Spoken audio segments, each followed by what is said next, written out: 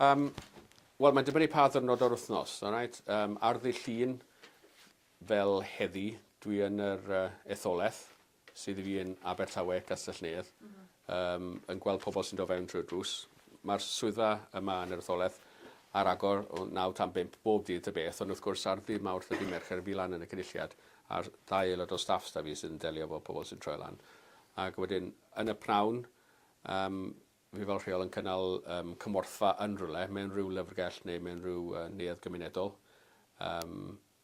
Heddi, fel mae'n digwydd, mae da fi School Budget Forum yn neuadd y sir, so mae rhaid i'r gymorthfa fynd. Ond ag heno fydd yna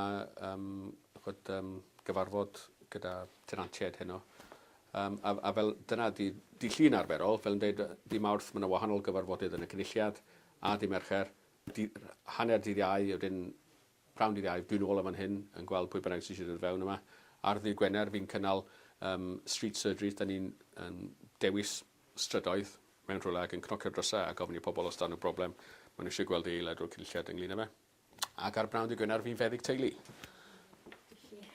So mae'n dibynnu ar ba ddwrnod.